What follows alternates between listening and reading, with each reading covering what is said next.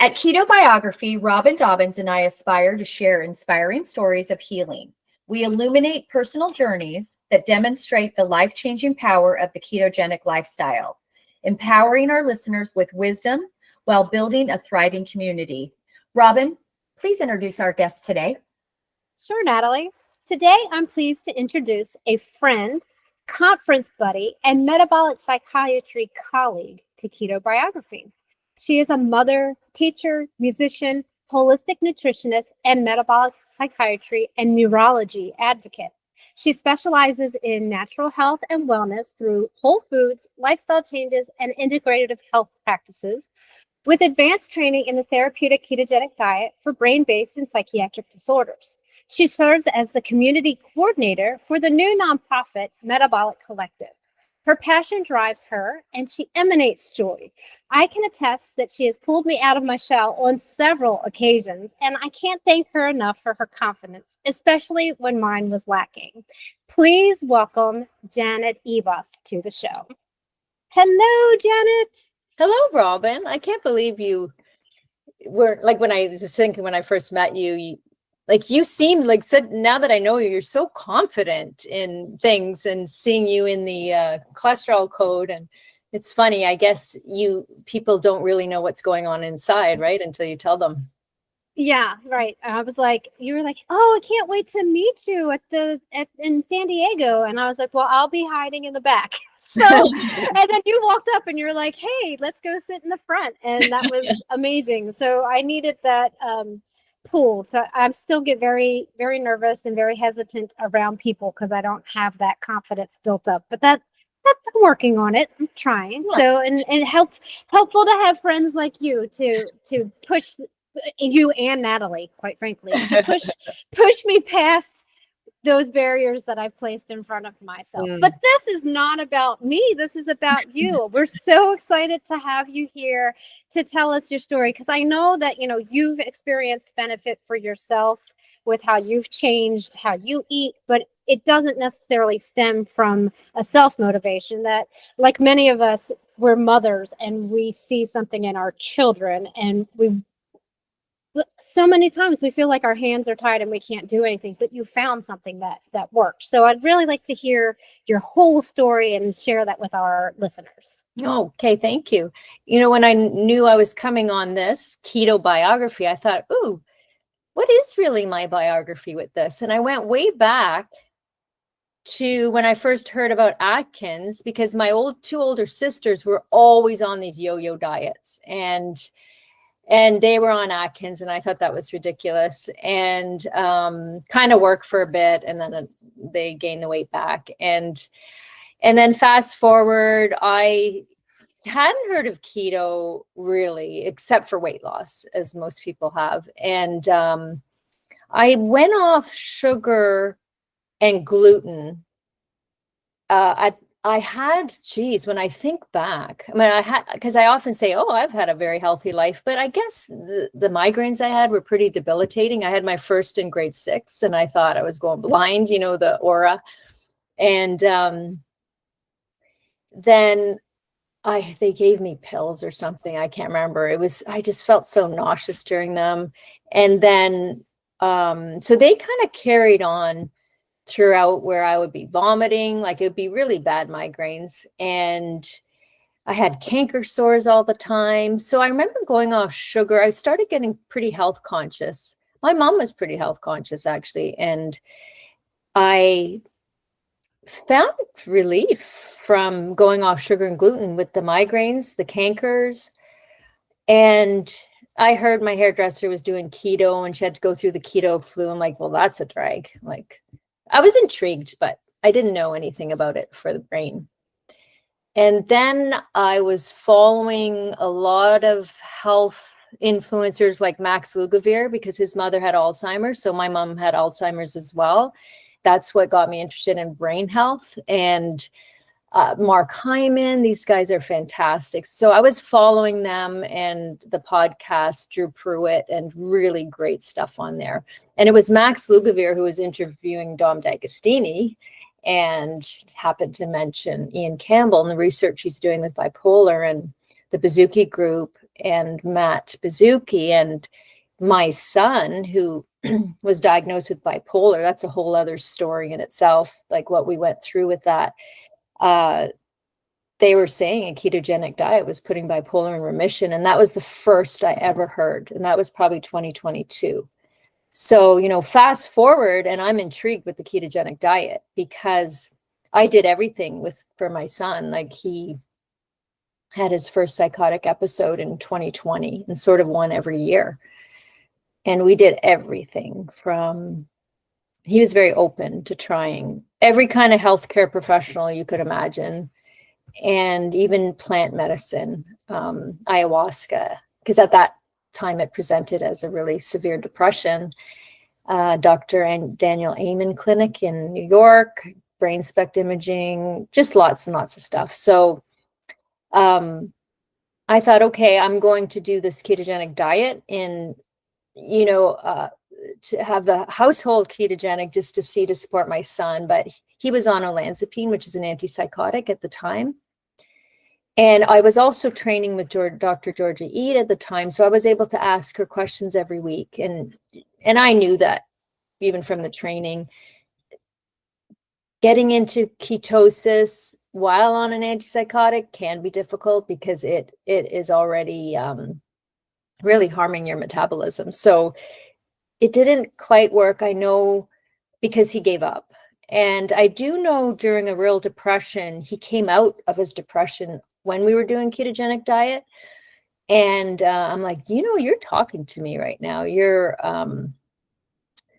like, we're having a conversation, because he was so low. And so I feel like it fed his brain with some good ketones, gave his brain some energy. But so anyway, we've been up and down with it, but I've stayed with the ketogenic diet. And recently my son is back on, because I bought him a CGM, so continuous glucose monitor. I bought one for myself, one for him. And like, you know, when you're in ketosis, they're really boring, like, to check your glucose, because they're always just low and steady. And I was doing experiments with it because I don't have to do the ketogenic diet for severe medical or psychiatric or neurological conditions. So I went off to see. We had a celebration for my other son, his graduation, and we did, I had some cheesecake, so very, very high sugar. And because I had had a good meal prior, it really just is a little blip. It didn't go up that much and just came down quickly. And I said, okay, I'm going to try it in a fasted state. So the next day I had waited 2 hours after lunch, and it did go up. My glucose did go up, but still not super high. Like in Canada, we do millimoles for glucose. So it went up to about 6 or maybe 6.5, and then it just came back down. So I'm like, okay, like, I really can handle glucose. It's pretty cool. But my son's was woo, woo, woo, woo, way above. Like, if this is the healthy optimal range, it was way above.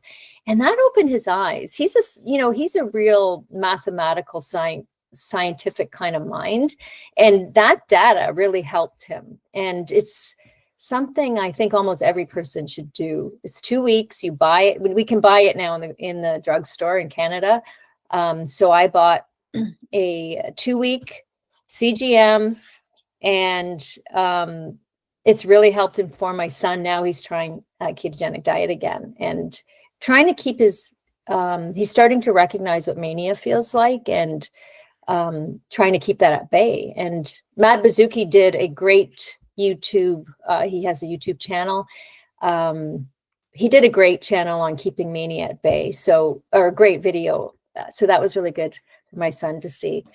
But so, you know, my mother, of course, I wish I knew about this when we saw early signs. It was too late for that. She passed away in 2018.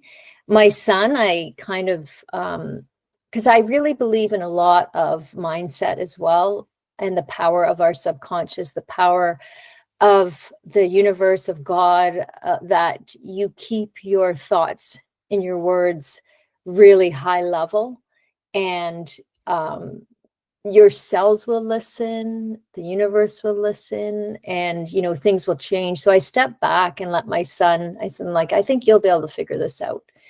And I don't feel dread. I don't feel hopeless because I meet people like you two. I'm surrounded by so many people, and I work with them in Metabolic Collective who have put their bipolar in remission. And so I know what's possible for my son, and I know he's going to figure it out. So it's very exciting. And then during like a few years ago, it took me about 3 years to get, it was my nutrition training through the Canadian School of Natural Nutrition. And so as a registered holistic nutritionist, it was a great program. I loved it. You know, just all the anatomy, symptomatology, and nutritional pathology, all that stuff was really good. But I don't have a science background, like I have a music background. So it was really good for me to get into the biochemistry, and it was really hard, I must say. My kids are very into science, and so I was asking them a lot of questions. But, you know, it was a really good program because, you know, the body is able to heal itself, just let it, and heal the gut. But then, it was a good segue when I heard about the ketogenic diet to get more training in that. So now I do have a business, and it took me a year before I put myself on Dr. Georgia Eads' directory because I don't know, I have another full-time job. But then I thought, working in Metabolic Collective, which we can talk a bit more about after, there's a need out there. I mean, I'm trained. Why wouldn't I want to help people and have them find me locally? And sure enough, when I put my name on there, people locally, within, Toronto area, I'm about an hour outside of Toronto, but within Ontario, they want to talk to someone in their province, and they're contacting me. It's a lot of the caregivers. And I'll meet them. The first times I would like talk for an hour. Like I just want people to know there's hope, and one person who contacted me, like I'm working with people that are at rock bottom, like people that want to take their life or have tried. So it's very like I don't want to say a huge responsibility, but it's benefiting them that I'm saying, hey, it's possible that you're going to be okay. It's hard for you to see. And I'll often send them. Do you know the video that Ian Campbell made? He did it I know it was for the Florida conference, Metabolic Health Summit, but he used it and he put it on his YouTube channel. It's just Mia. It's a little piece of their interview with Mia Mendez because she was ready to take her life. And I said to two clients, I said, can I send you this? I don't know if it's going to upset you or if it's going to bring you hope, but I want you to know there's someone who is rock bottom, just like you, that wanted to take their life. And can I send it to you? And one of them said, can we watch it together? And it had a very big impact on him. So thank you, Mia Mendez. She knows this. Like she counts as my son. And then another person I sent it to recently, and his sister, this recent person who reached out to me, she had just sent the ambulance to her brother's house because he was just really hit rock bottom, and she lived too far. So when he got out of the hospital, we talked, and she just said to me, you're contagious. Your hope is contagious. Like, I'm feeling hope now. And I'm like, yes, that's all I care about right now. Like, I don't know. Yeah, there's a lot of people there who could help you with the keto diet. I can help you. Sure. I can help you implement the keto diet. It's not working. Okay, let's troubleshoot. I can do all that.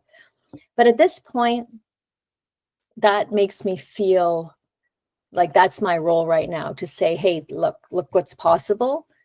And, Robyn, I know you well, and I know you're rock bottom too, because I saw it in Cholesterol Code, and you've also been very open about your story.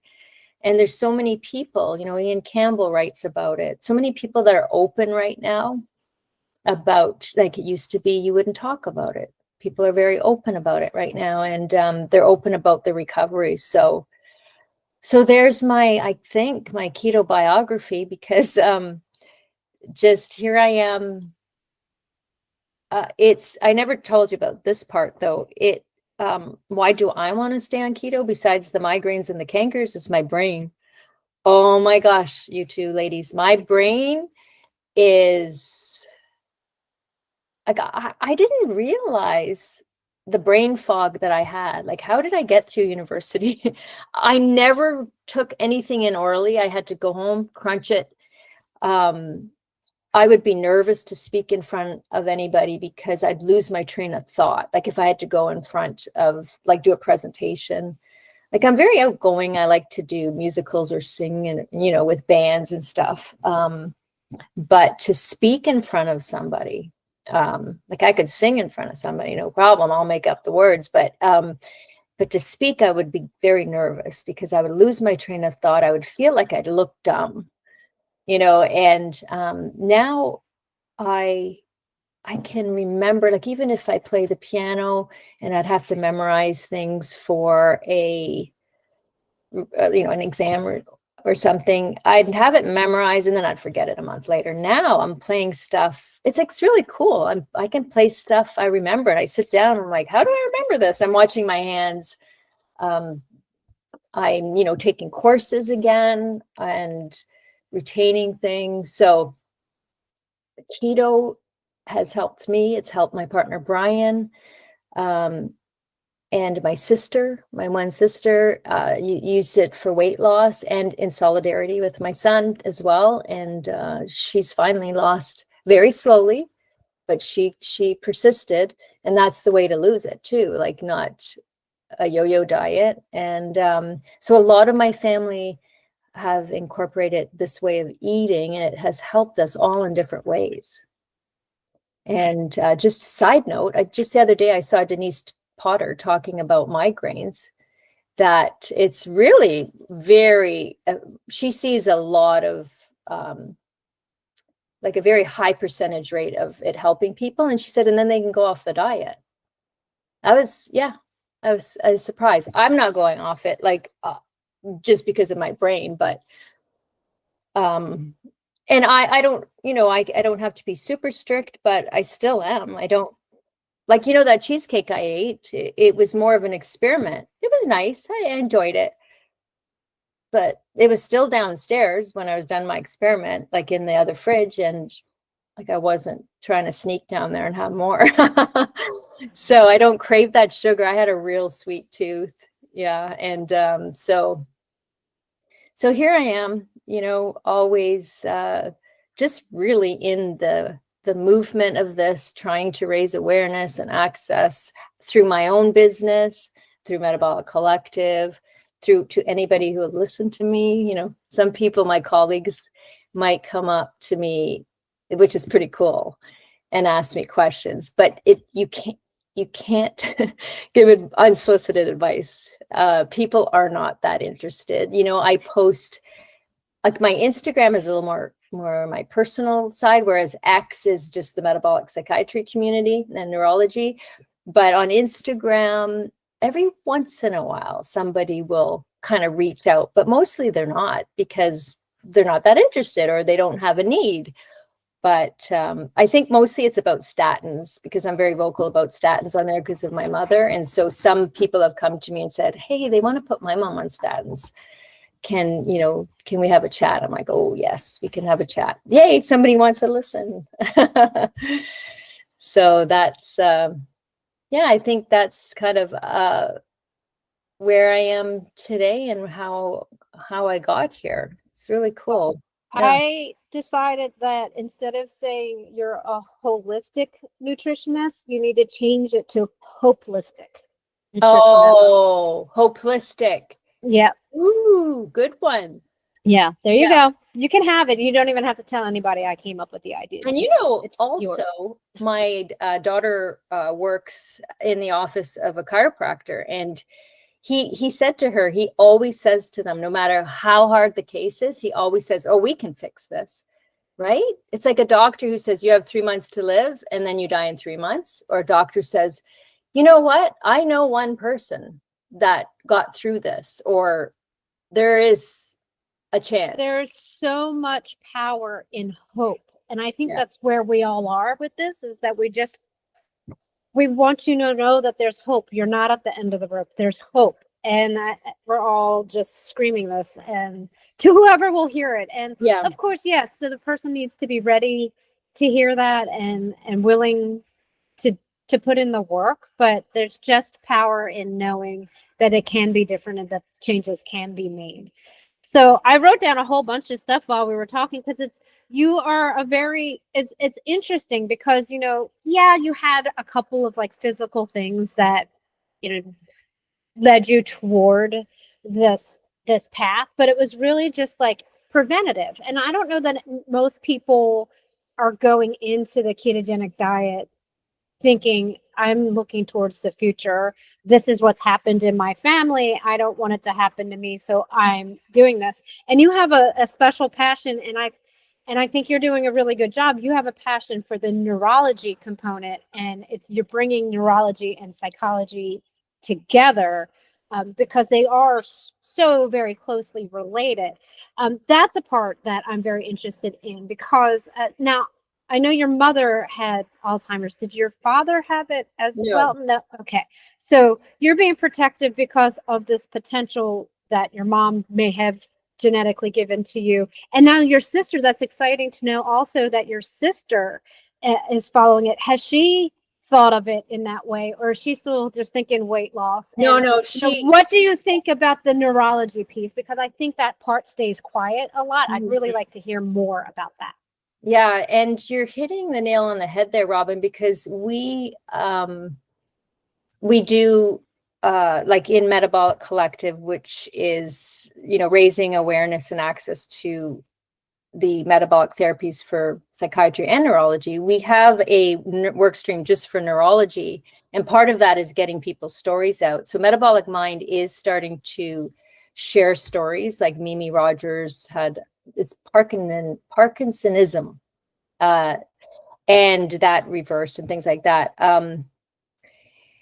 Yeah, it's quiet because I think people think, well, you can't reverse them. You know what I mean? Like, you can't put them in remission, but you can. So, and I'm not saying if you're full-fledged really far that, you know, you can reverse things, but Dr. Dale Bredesen is doing a lot of work with, he published 10 case studies, and one of them called Case Zero, Judy, is walking, she's 80, I think. She's walking across America because she reversed her cognitive decline.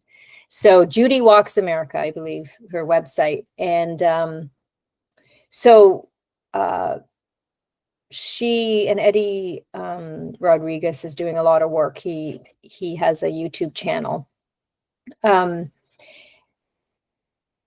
Georgia E. describes it really well. She said that there are no like psychiatric cells versus neurology cells. They're all the same cells, right? And if they are starving for energy and, you know, can't metabolize glucose, or there's oxidative stress or whatever, you know, you're going to get maybe epilepsy, maybe you will have cognitive decline, Alzheimer's, Parkinson's, psychiatric, you know, like, it's a complex, our brain is very complex, and if it's not working right, it might present as different things. So yes, when my mom, that was a tough time when my mom had Alzheimer's, and then she starts not remembering who we are, and I'm like, I don't want that for myself. Okay. And my sister, my middle sister too, she's right on board. She was kind of a little bit ahead of me with the statins might have contributed to my mom's Alzheimer's. She was already on that. She was already doing lots of research. So yes, she's also doing this for her brain. And it's really cute because she had me over when a good friend of hers came in from Montreal, because his family's starting, like his mother has Alzheimer's, and I think they're showing cognitive decline in his brother. He's worried about it. And so I'm talking like the whole hope thing. I'm saying what's possible. And then, so we're directing this all to her good friend. And then I find out that, my sister's husband all of a sudden is doing keto because he had no idea how great this was for the brain. And so anyway, so yeah, she is doing it for the brain. And Dale Bredesen's doing a lot to give hope, right? So that it's possible. He has a very complex kind of protocol, which I'm not as versed on. But I am really confident that I will not get Alzheimer's. Because even if you have the APO4 gene, that's, that you can definitely keep that at bay. The other gene, the presenilin gene, is another story. That's early onset. And I don't know as much about that, but I know that is kind of another story, but then you could maybe prolong that. So the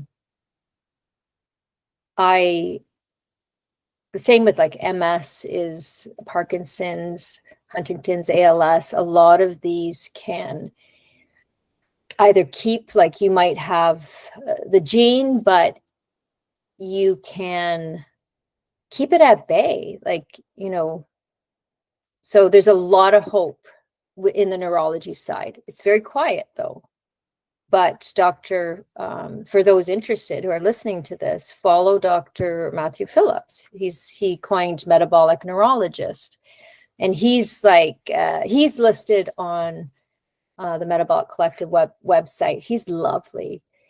He's just quietly doing his research. He's from Canada, but he lives in Australia, I believe. And he's just quietly doing his research and I believe he was at the San Diego conference, Robyn. I think he was. He was the one who said it's okay to drink coffee. And yeah, he was. Yeah, we were having the coffee conversation. I remember that. Yes. Yeah. Chafee said, no, coffee's a plant. Don't drink it. And then Dr. Phillips said, no, coffee's a good stress on your body because we need stresses for ourselves to get stronger. And we're like, yeah, yay. So anyway, coffee's always a funny topic, but yeah, we could get people real riled up real fast if we see I know we're leaving because coffee, like politics and religion, are off the table. Yeah. Yeah. So I mean, I think that Metabolic Mind, who's doing a lot of great work for metabolic psychiatry, they are getting into the neurology as well. So this is a big movement, and it's really exciting. And I think the two can work together because it's the same brain cells. Yeah, I agree. And that's really why I wanted to ask you about that, because it, like I said, it's something that for whatever reason is being, it's not being shouted as much as I guess we all got together and just started shouting about our bipolar disorder and our mental health issues, but it's also very intertwined, and there's no reason why these two different fields where we've sectioned off how we practice medicine only piece by piece, and there's no reason for us not to get together and say, hey, it's the brain, and we're dealing with the same issues, and the resolution for these problems is very similar. Yes. So I'm really glad that's coming together, and I do feel like you have a big role in that, because you actually have experienced both in your life, so you're pushing that I am forward. And I like the work stream for Metabolic Collective is going to be a little bit different than the other work streams, because we might actually be able to connect people for clinical trials, like with the researchers.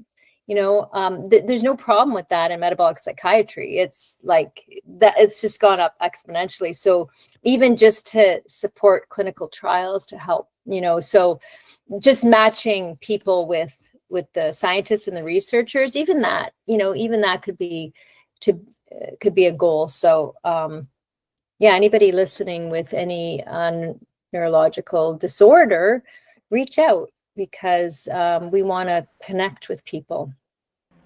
So you've mentioned a lot of this collective, and I'm going to tell you that this episode is going to drop 2 days before the big volunteer launch event. So I would really like you to talk about the collective. I mean, this has been going on behind the scenes for quite some time, which I really appreciate. It, getting dotting the I's and crossing the T's before the launch, because I would hate for it to go out so quickly and then fizzle. So I love that you guys have put a lot of work into it behind the scenes, but at the same time, we know that it exists, but we don't know what it is. So can you explain, because I think we're close enough. So I don't know how much you want to explain and if you want to hold back, but I think we're close enough to launch that perhaps you can explain. And I'm talking about this launch. You guys, if you hear this and you want to know more about it, you can reach out to us. We can give you more information about the launch. But please explain to us what this Metabolic Collective is. The Metabolic Collective it started from a bunch of volunteers with Chris Palmer, the brain energy movement. And he originally wanted to, he was asking for volunteers. And so people came forward, including me actually, and he didn't know what to do with them because he's pretty busy. And so this core group of volunteers, because Hannah Warren was writing for him, and there's other people behind the scenes, then they started this movement. They got together, what are we going to call it? Then I joined in last summer, and they had just sort of been together for a few months. They got their name, and I was connected with them through Jan Ellison-Bazooki, who, has created the Metabolic Mind, and incredible work there, which I feel your listeners already know about, Metabolic Mind. And so I said, well, when I'm done my nutrition training, I want to volunteer for Metabolic Mind. And she said, that would be great. And then she connected me to Hannah Warren. And so Metabolic Collective is sort of, it's like the volunteers that Brain Energy or Metabolic Mind won't be using, because Metabolic Mind has, I think, 7 employees. They don't have an infrastructure for volunteers. Same with Brain Energy. They do other great work. They do the research and all the output and all the informational. So then we are a grassroots movement, and we're building grassroots communities. We already have them. Like, one of the grassroots community was creating the website. And while we created the website, or while that group created, and the CRM, which is I had to ask them what that is, the customer relation management system, whatever. While they were all creating that, it's a metabolic therapy where you're working with people. They became friends. And as they're working toward this, they're talking about the metabolic therapies. A lot of the people in the board have bipolar disorder, or a few of them do. Or we are all there for a reason. And so then I was part of focus groups, and we had many, like the beginning stages, we brought in a lot of great people, including Robyn and both of you, Robyn and Natalie, just to help inform our direction. So we had Ian Campbell, Denise Potter, Beth Supek-Kenya, like all these, even Lauren Kennedy West. So these are people that are already out in the field. They won't have time to volunteer, but they came to a meeting to help inform what is the need. And I think the biggest standout for me was Ian Campbell, who said, this has to be a patient-led movement. It's like we all want the medical schools to embrace this and then offer it as a first-line treatment, or even just a treatment option, metabolic therapies. But he said, no, he said the patients have to go in there and say, this is what I'm doing. This is what I want. I want to, I need help for the safety, especially when they're on medication. And that's his belief. Well, we are the patient-led movement, so basically, our mission is to build these grassroots communities. They could be online. They eventually would like to connect people locally that are advancing awareness and access to metabolic therapies for psychiatric and neurological disorders. So, our vision is that we envision a world where metabolic therapies are widely adopted. And so how are we going to do that? Well, over this last year, our whole how we're going to do that has sort of evolved. And I must say, thanks to Hannah Warren,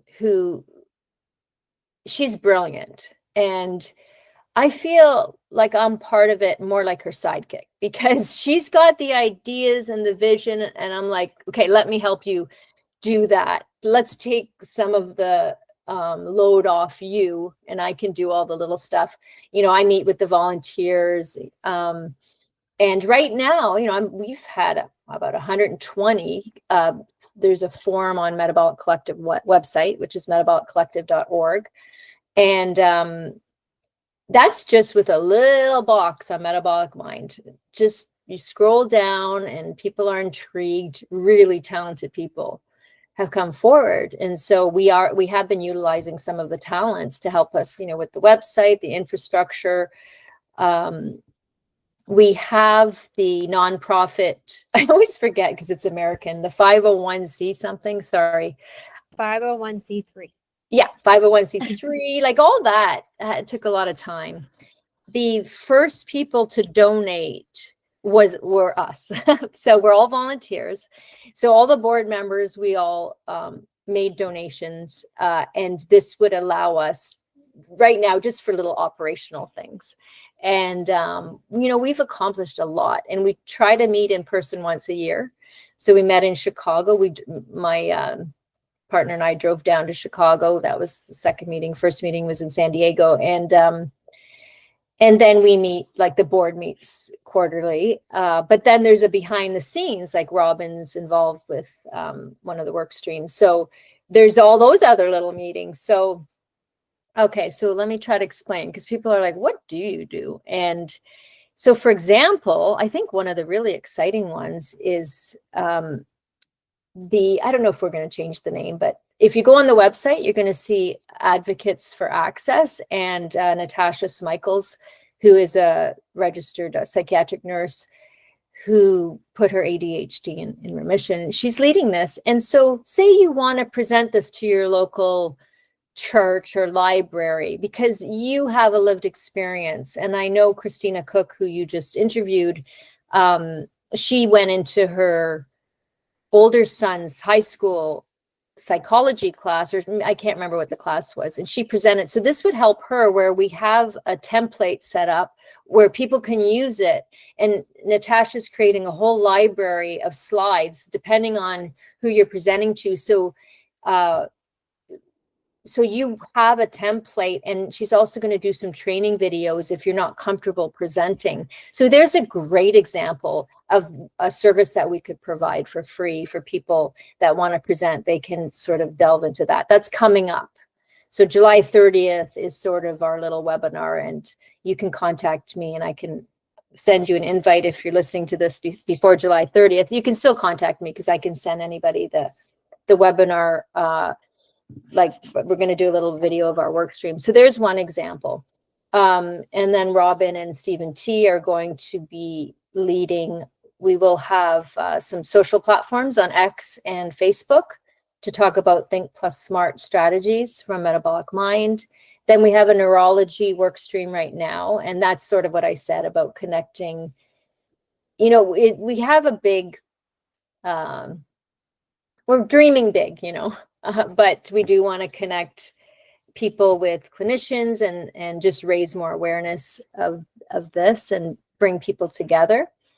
But big picture, when everybody hears about us, and we want to have a directory where people can find each other in their area, and that you could create other groups with people. It doesn't have to be sitting around, let's tell us your how awful it was and what are you using for metabolic therapy, but to actually have a mission. So together we are working toward maybe visiting clinics, or it's just a hiking group. And as you're hiking, you can talk about it. You can feel the support. You can feel the connection. And hiking is a metabolic therapy. Connection's a metabolic therapy, So that's sort of our big picture, that one day we'll have a directory. So right now we have a few work streams and behind the scene work streams. The website's fantastic. It's got lots of resources on there now. And eventually I think we'll have roles and positions. We've taken it very, very slowly.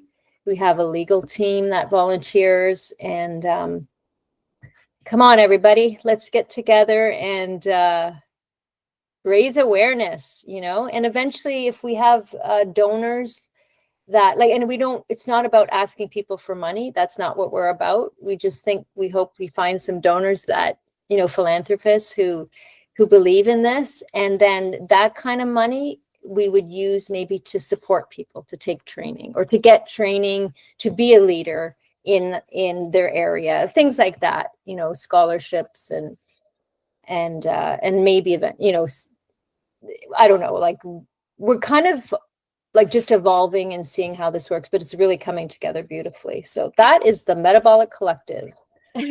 All in one little nutshell. Woo! But it's a lot. It seems complicated, and especially because it's kind of been so behind the scenes, it's hard to know. We just know that it's happening and that it's exciting, and that we're asking for volunteers, but to know what it is, it's very exciting that we're so close to launch. But this concept that's not quite finished its building stage, but to bring it locally and to form these small groups, and that the small group doesn't have to be the same here as it is there and as it is there. It's just that we're having these conversations and you have this community, like you said, that in and of itself is a metabolic therapy, and where people could just go and it's like part support group, but it's also just community involvement, and it's also getting the word out. Or you mentioned Christina. She was telling us when we interviewed her that she was putting Dr. Palmer's books in the little libraries, little free libraries. Those are little simple things that people can do. I think we all have the same connection in that once we find this way of eating and it changes us so much, we get very impassioned to do something. Right. But it's hard to figure out what the thing is that we want to do. So the collective is collectively gathering all these little things that we can do and helping to share how you can pick the one that works best. Yeah. And also, I mean, there was so many volunteers that reached out, and they're probably wondering, and I'll touch base with them, and we talk, some of them we just talk back and forth like just we are the two of us or whatever, we connected. It's really sweet. But some of them are probably wondering, okay, now what?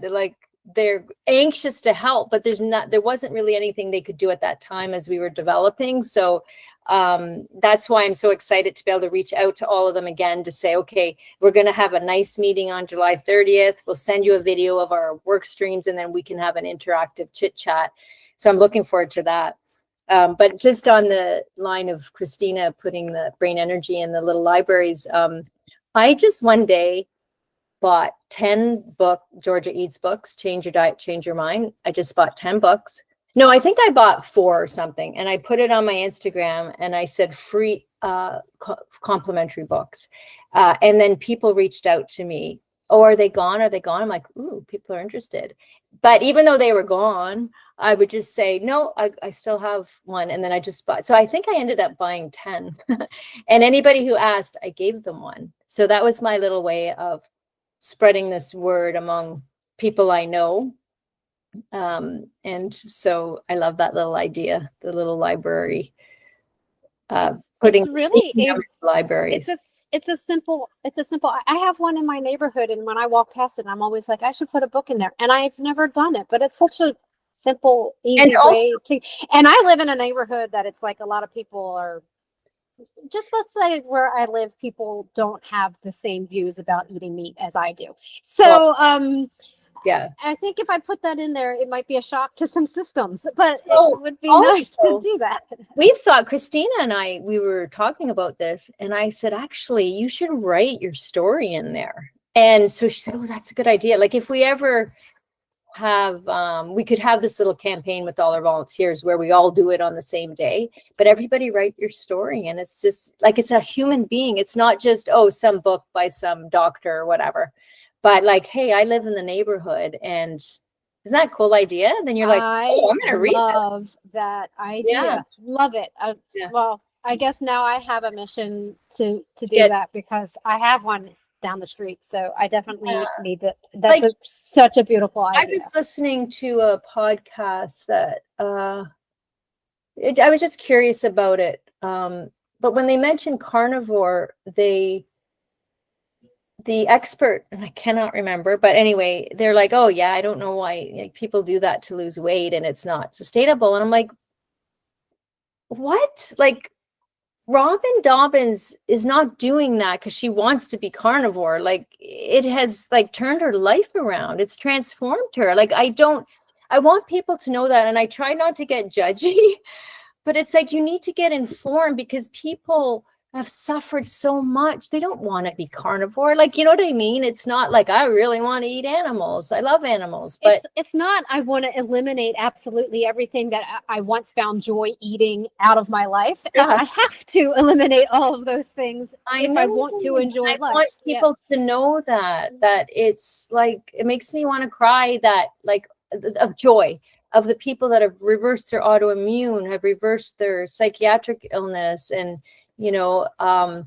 Stephen T, who is a colleague of ours, he wants to have coffee. He wants to, he'd love to have vegetables again, but it makes him angry again. And like, he's really has to really watch his ratios. He's very high fat. It's intriguing. So I learned a lot from him, but this is where your empathy has to come in, that no matter what diet you eat, whatever works for you, good, you find health, and then maybe you drop down, you got to switch it up and figure it out. But so that's and we have people like you've mentioned, Hannah. She's brilliant and she's able to do everything, and she doesn't eat the amount of meat that I do. She stays within her vegetarian. And then so is it Diane, I can't think of her name. Diane, that's vegan. So it's all possible. It's just the kind of the amount of work you're willing to put in to stick to the goals that you have for yourself. It's all possible. And the only way we can get that out there is to share the stories, is to keep having these conversations. And and it's important. I'm like totally just struck by this idea of getting the books and writing our stories in it. I know. I mean, that's really great. And when I got involved with the collective, I was in one of the groups. The focus groups. The focus groups. I was in one of the focus groups, and it came up going to conferences. I really enjoy myself. I enjoy going to conferences to learn for myself and make connections with people like you. But I am enthralled by the idea of working a table at just a normal conference that's not a low carb conference, and being the first contact with somebody who's ever, that works in the space, but is traditional, following the traditional ways, and being a first contact of like, this is what's possible.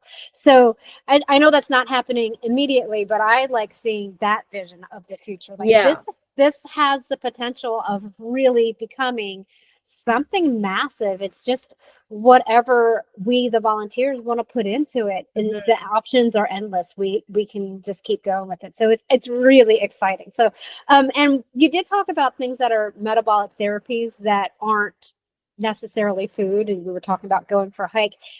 I do want to point out, since this is happening before our launch, is that fun is also part of a metabolic therapy. So we are doing this gathering as like a potluck, and it's fun. You can be silly, you can dress up, but it's virtual. We're going to be looking at each other through screens, but fun is also part of our therapy. So I just wanted to mention that in case you want to join us, know that it might be a little silly, but we're totally serious about the mission. We're still professionals, guys, but yeah, we can be silly. It makes me think of Harmony Bright on X. She has schizophrenia, and I love her posts because she has put it in remission. She's working really hard. She exercises, and she'll put stuff like exercise improves my schizophrenia, but she has that one on there too. Laughter improves my schizophrenia. And her posts are nice and simple.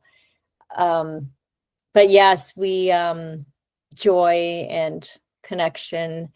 The obvious ones: sleep, exercise, eating, but we don't often mention that, the laughter. And so, yeah, good point. And yet we've had laughter is the best medicine for who knows how long. Yeah, that's right. And it's like we've forgotten that. Again, we've gotten ourselves so we're so smart. We know all these things. You have to eat your grains and your cereals and all this stuff. And now laughter is just out of the question. But then when you go back and you take it back and you're like, oh, well, wait, laughter has a space in my world. Seeing color, that's all on the table again. That's all part of that hope. You probably haven't laughed in ages. Let me get you laughing again. It's gonna feel good. It's gonna help. So I feel like Natalie's just sitting here, so I'm gonna shush my mouth for a little bit and let Natalie have a turn. Welcome, Natalie, to Ketobiography. Hey, thanks for having me, guys. No, I'm just kidding. No, this is all real interesting. I love hearing more about Metabolic Collective because I was in a group with you. It's been a few months ago, and I do remember you sending out an email talking about, hey guys, I thought it would be a great idea if you're just walking around the neighborhood and you have a little library, take one of our books, a book that's helped you, and put it into one of these little local libraries that you have on your neighborhood libraries that you have. And with Christina talking about it, it brought back that memory, and I was like, oh my God, that's right, she did say that. And I also bought about 6 Dr. Ede books when they were on sale right before Christmas. So I've got like 2 or 3 sitting here, and I have a little neighborhood library nook right here. I'm going to go drop it off, and I'm going to do what you said. I'm going to put just a teeny little bio in there, not super boring, but just a little something. And I'm going to stick it in the little librry. That's wonderful. Yeah, I love that idea. I'm glad that Christina brought it up, that it made me remember it. But I do have a question about you in general. How do you start? Like, for example, if I came to you and I was like, I don't know, I cry all the time.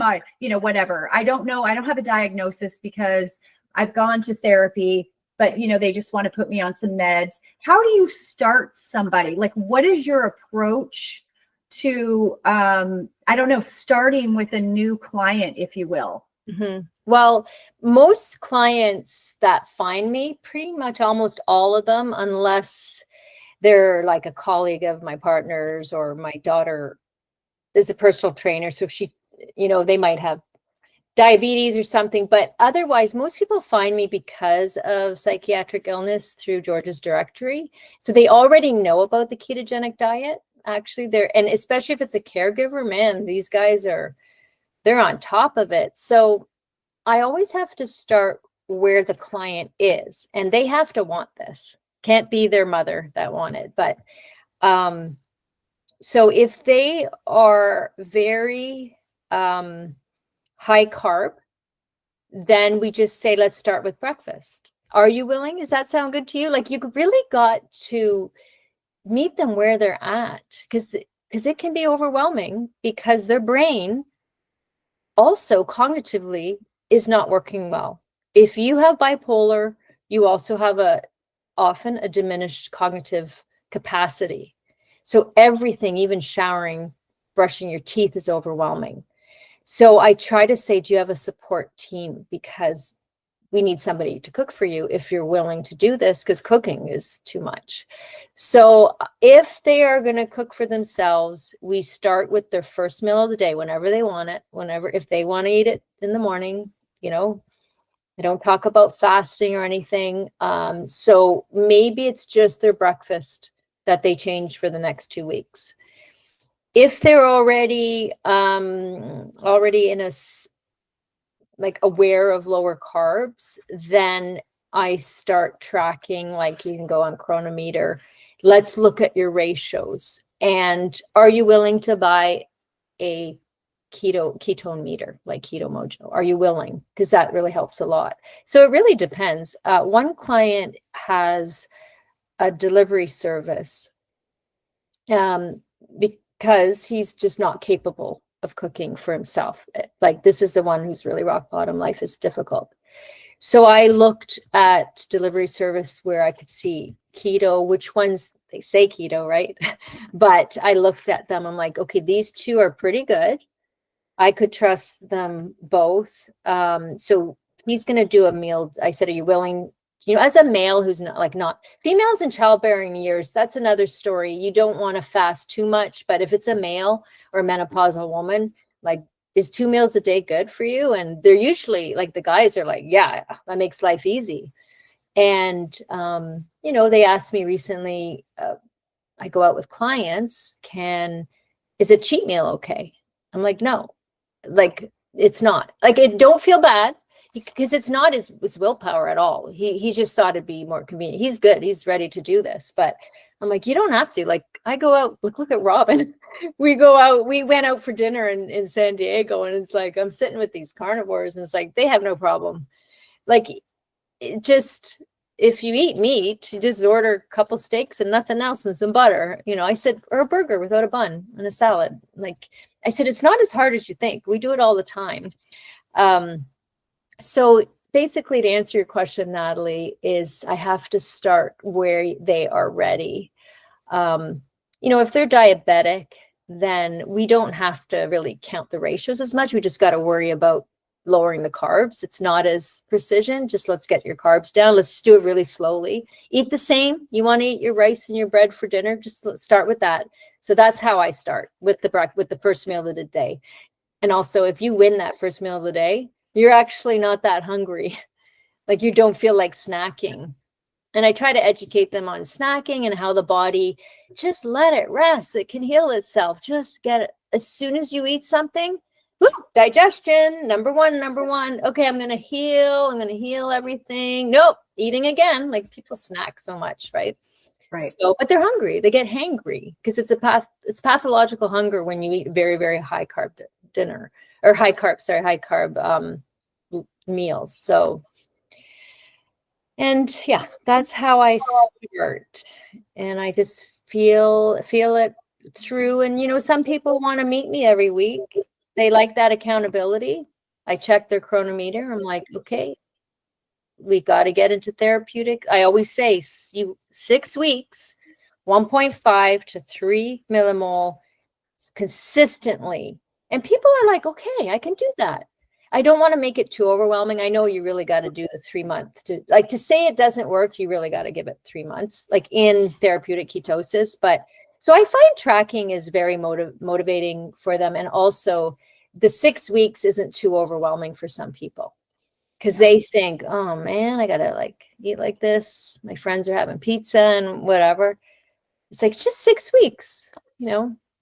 And so that's where I start. Every person's different. It's, you know, so. Yeah. And then, go ahead. Just also, I always tell everybody, lemon water, warm lemon water with salt, always just start with that. It's a great way to start the day, to rehydrate all your cells. And the lemon is so, you know, enzymatic. How do you say that? Did I say it right?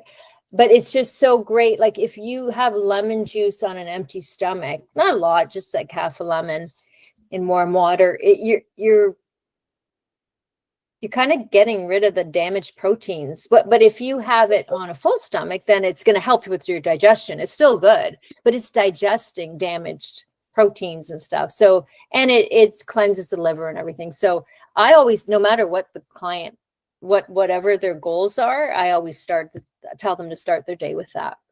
Oh, I'm going to do that. Yeah. Warm, like we boil water. We put, like, gosh, you could put, like, you both are probably used to salt, but some people are like, ooh, that's too salty. But we're salting everything. So, you know, get some sea salt, whatever, half a teaspoon, warm water, half of fresh lemon.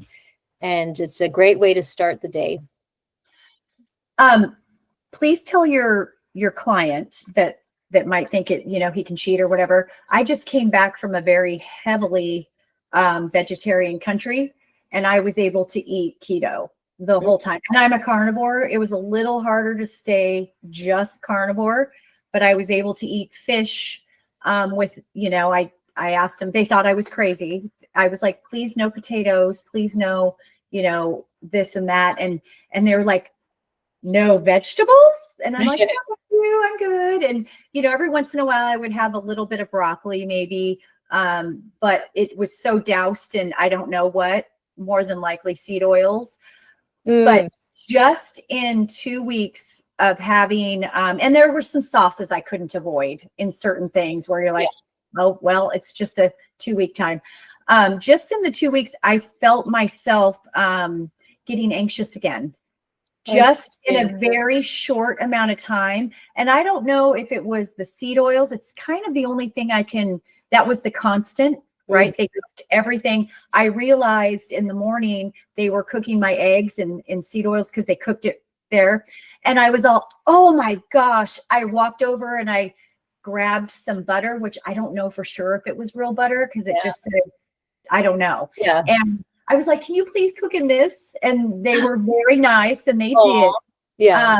But I could feel like I was irritated with certain things that I don't get irritated with anymore. Yeah. And I thought, oh my God, Natalie, what's wrong with you? And I thought, ooh, I've eaten some sauces I'm not usually used to eating.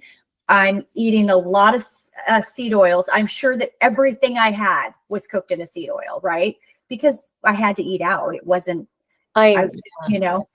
You bring, that's another thing I never mentioned was bloating. I used to bloat all the time. I just thought that was normal. It's not normal. That means there's something wrong with your gut. So I don't bloat anymore unless I go out to eat.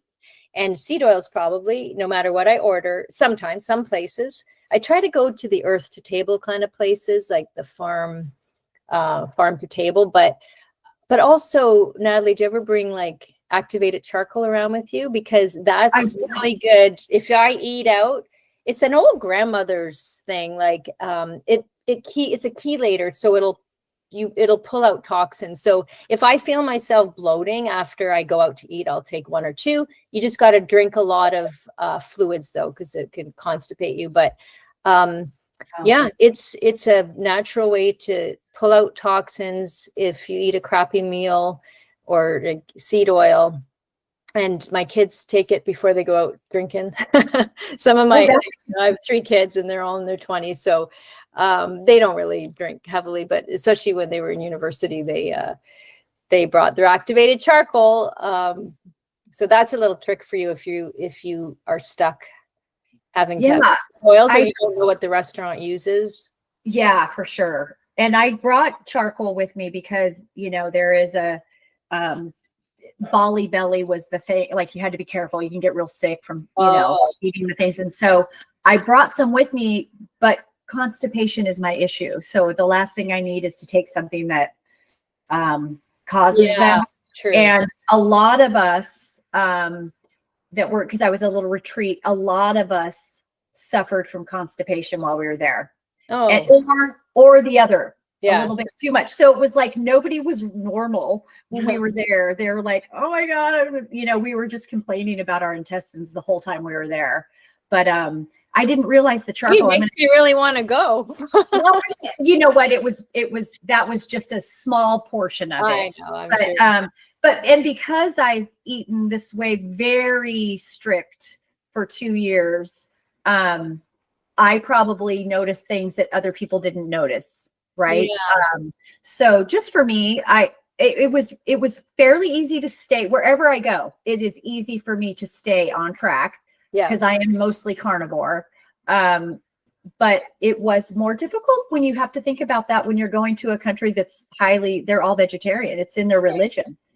Right. So now, this is sort of promising in a way. When I go off keto, or if I have some carbs, like I did with the cheesecake, I didn't bloat. Like, I think I bloat more with the seed oils. So I think that's encouraging for some people who are just doing it for good brain, good cognition, that, you know, not for specific serious psychiatric illnesses or whatever, that I am able to just sort of go with the flow sometimes.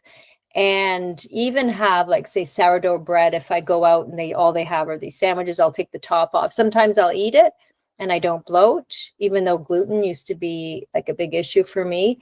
So that's encouraging. I feel like I've healed my gut. Really, that's it. I have healed my gut. And then with the gut-brain connection, I've healed my brain. And I can kind of live optimally without being super strict. That's my story, and not everybody's, unfortunately, but of course the payoff is worth it, right? You know, I know this for Robyn too, from the sweet potato part Well, of the, when you guys all see cholesterol code. Do you know if that's coming out, when it's coming out? I don't know. I it was supposed to be in the fall. That's all I know. That's They all I haven't know, too. changed any dates, but I know that when the study came out, there was a little bit of further study that needed to be Yeah. done. So I believe that they're working on that to incorporate that within the final product, the final product that we thought was final, but now Right. so but that's where that is. But I wanted to mention that you, at the very beginning, when you started talking, you were talking about this research coming out that some people can be therapeutic ketogenic diet, heal, and then they don't have to be on it anymore. And I am starting to find more people that are capable of doing that. So that's exactly what you are both talking about, is like, now you have that flexibility. Like, I feel like, I felt like this for a while. I'm at it nearly 8 years. If I ate sugar, my body's going to process it. You talked about that in your CGM experiment. It went up and then it went back down again. It did what it was supposed to do, but we're just also broken all the time that it's not doing what it's supposed to do. So even if you don't have to be at therapeutic levels anymore, I think you need to keep the seed oils out. But if you've gotten yourself healed to a point where your body's actually functioning the way it's supposed to, you shouldn't have these problems, and you should be able to live in a world where you can have a little bit more flexibility. It doesn't have to be as strict as I can only eat meat, salt, and water, or beef, salt, and water. It can be, and that can be helpful, but it's important to know that it doesn't have to stay that way unless you want it to. You have choice. Most of us doing this are adults. There's a lot more kids doing it now too, but we're adults. We get to make that choice for ourselves. Yeah. And once you learn how to listen to your body, Exactly. then you know how far to take it. Exactly. Everything's an experiment. Like, if I have even a friend that I'm helping out, and she tried carnivore, just like, and then more like as an elimination diet, and she's bringing stuff back. And she often said, well, should I do this, or should I do this, or should I do that? And I'm like, just try it. It's an experiment. Like, just do one food at a time. And because I can't tell you what works for you or what doesn't. Try it and see what happens. So yeah, you're right. Everybody's individual. But I think because we're a lot of people that are suffering from health conditions, or like chronic health conditions, are just not mindful about what they're eating, even just sitting down.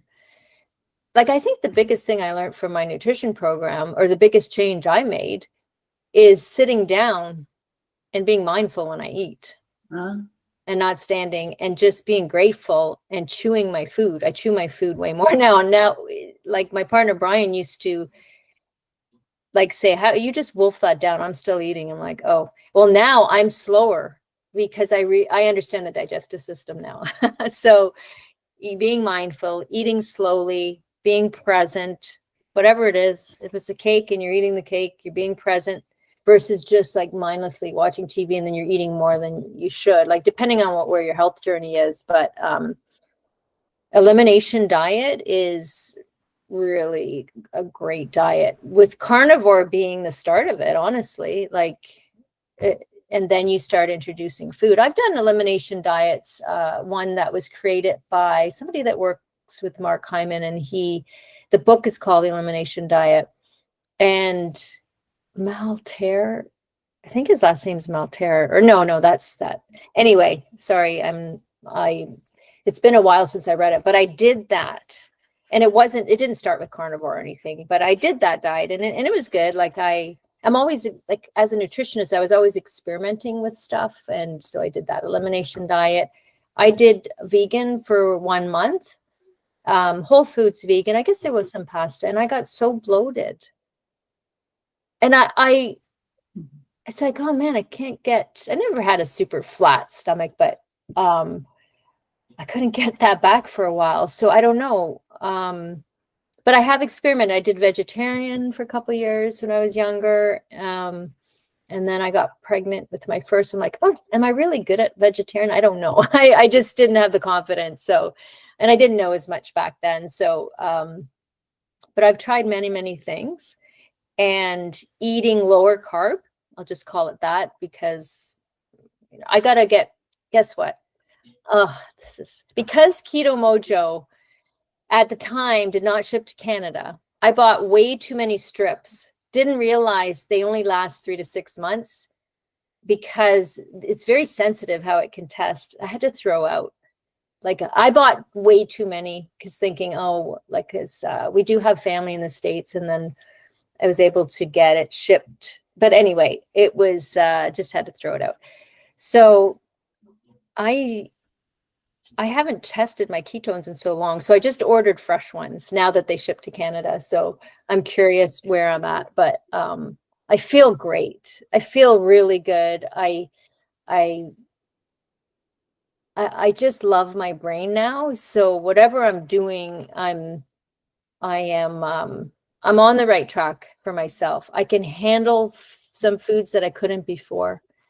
You know, if I have a little bit of carbs that is like in the form of bread, it doesn't bloat me anymore. Sometimes it'll make me a little tired, though. It will, if I eat a little more carbs than usual. So, you know, It's a calculated decision. You now know if I'm going to do this, I might have to deal with this afterwards. And I do want to put the caveat out there, though, if there's a sugar addiction problem, that maybe staying more strict is the route for you. Yeah. Abstinence being the best policy in that case. But for a lot of people who don't have that problem, they can go back to not maybe full standard American diet, but at least cut out refined carbs. But you can still enjoy your vegetables. You can still have that piece of bread every once in a while. I mean, you can still have that one piece of cake and be okay. But you just have to understand what the consequences to that decision are, and you're in charge of that. You get to make that choice.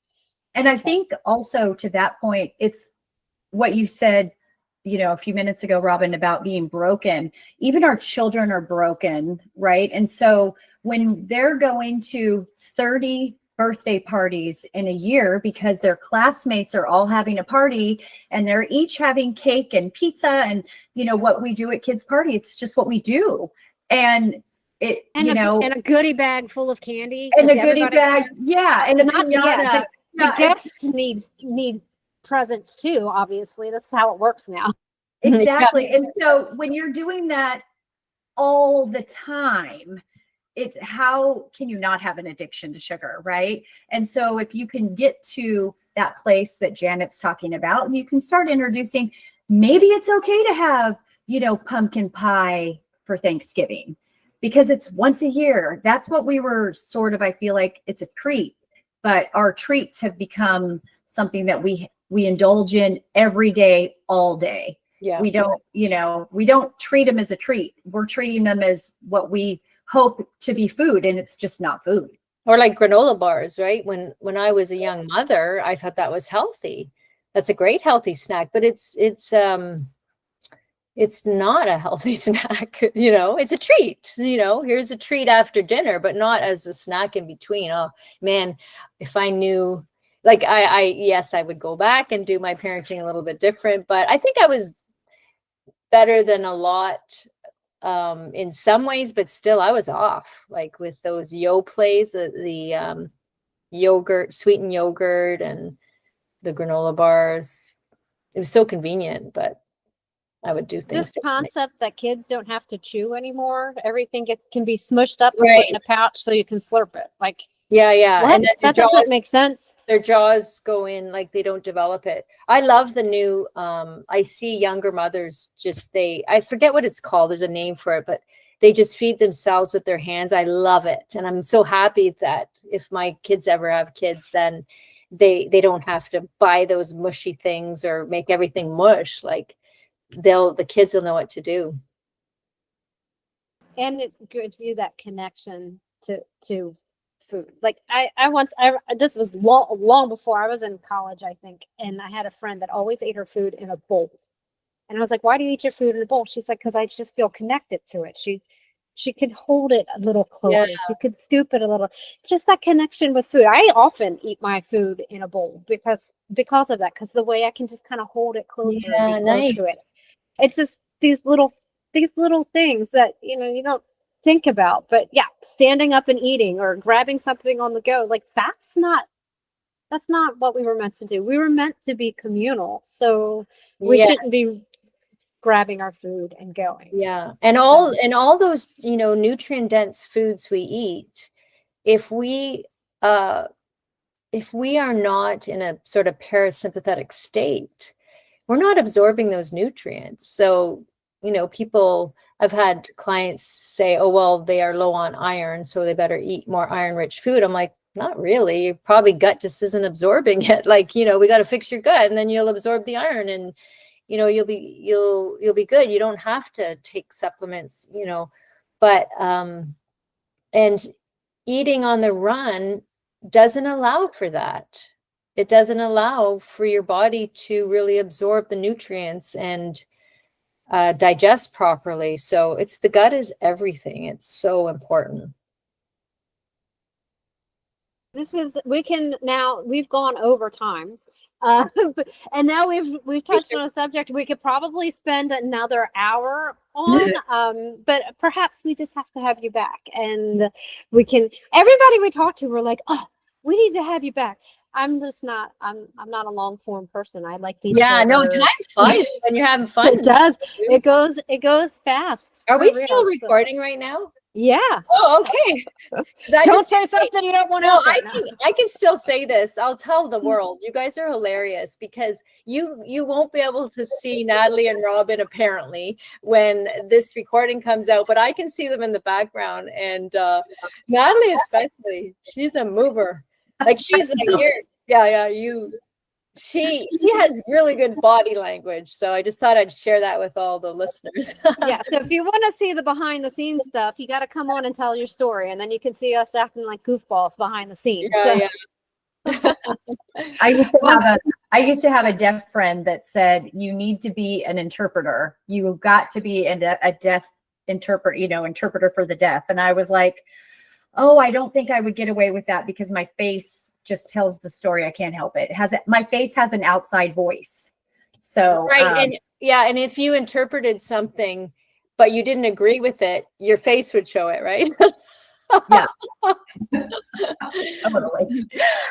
Well, what I would like to ask you, I really would like to have you come back, especially after the collective gets going and there's more information to give out to the folks. I would love for you to come back and tell us all about it. But in the meantime, where can people find you? Okay, well, my personal business is Purely Janet Holistic Nutrition. And I think even if you just Google Purely Janet, you maybe will find it because most people do, but it's purelyjanet.ca. And love to say hello to you. And with the Metabolic Collective, it's Janet at metaboliccollective.org. Also, if you fill out a volunteer form on the website, metaboliccollective.org, it will come to me. And maybe there's some other volunteer coordinators we are training, but it'll come to the team. And, or if you just want to email me directly, Janet at purelyjanet.ca or Janet at metaboliccollective.org. And I'm on X as well as at Janet E Nutrition. So that's the big metabolic psychiatry hub there. That's why I'm on X. And I think I only know one local person that follows me on X. Otherwise, it's like my secret life. I'm not trying to keep it secret on public, but it's just funny. I don't know. The dual life you get to have because of X. I know I have, dual life, but I don't hide my name. I'm on there. I'm not on like some fake name or anything, but it's a wonderful community. And then when you're on X, you get all the latest scientific papers that come out, support each other. You support the clinicians and whatnot. So it's a nice place to be. I'm on here and there. But yeah, so that's how you can find me through those two things. Wow.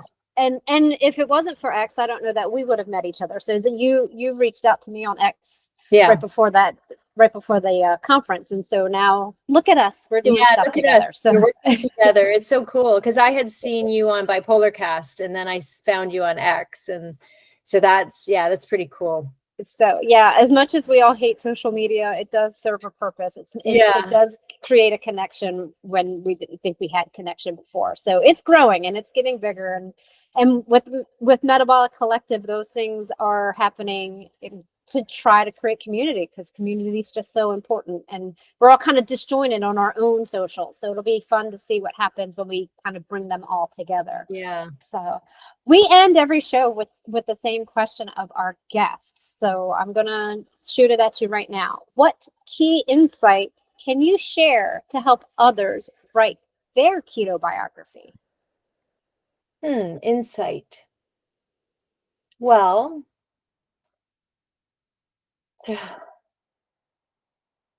I would say, honestly, gosh, there's so much. I would say metabolic mind, like that is, what I share mostly with people. It's not how to do the ketogenic diet. It is,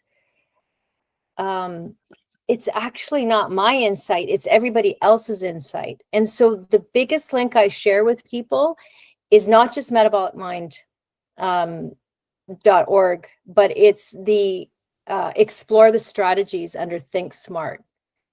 And I think that's my biggest insight. Sort of we'll come full circle with, I'm trying to tell people there is hope. And even to the caregivers that contact me or, clients, and I say, and also share this with your psychiatrist. Yes, I could give them some scientific stuff, but share this link. So there's the biggest insight I could share is sharing everybody else's strategies. And you're going to see that they're all different. So that's the Think Plus Smart under Metabolic Mind, where it says explore strategies. I think that says it all. That's everybody's. I love that. Mm-hmm. I love that. I struggled with the Metabolic Mind website for quite some time because they have so much information on there, but they've recently revamped it and it's it's not easier to navigate. Yeah. And Think Smart has its own tab, and you can see it behind me. I have the Think Smart framework behind me. It is so important. I even like for things like I've kind of fallen off the wagon a little bit. Oh, let me follow these strategies to get myself back on track. It's not just like a starting point. It is a starting point for a lot of people, but it's also just like a continuous thing. Just check in with yourself every once in a while. Yeah. And I love your answer because yes, hearing the hopefulness of other people's story is what drives a lot of us to keep going. So it's a beautiful thing. So I appreciate you so much for joining us. We've had to put it off a couple of times. So I'm glad we finally got to connect. Yeah, I love all your new marketing, and I love the new logo and the new title. I can't believe nobody's taken that title before. It's a genius. When it happened, it was like I went online to see if it existed anywhere, and it didn't. I was like, I'm buying the name. So yeah, it was pretty exciting when that happened because it was a long process, right, Natalie? It was long. We were going back and forth, and it was just a thing. So yeah, I'm glad we landed on something, and it's. I hope people like it, and I hope that it resonates with people. That's our goal. It's really important work both of you are doing, and you are really what Metabolic Collective's mission is all about. Like you're spreading this awareness, and so thank you for all your great work and all your great interviews. Well, on that note, while we're talking about great things about Natalie and I guess we should just go ahead and wrap this up. So, on behalf of Natalie, Janet Ebos, and myself, thank you for hearing our keto biography. Bye. Thanks, guys. Take care.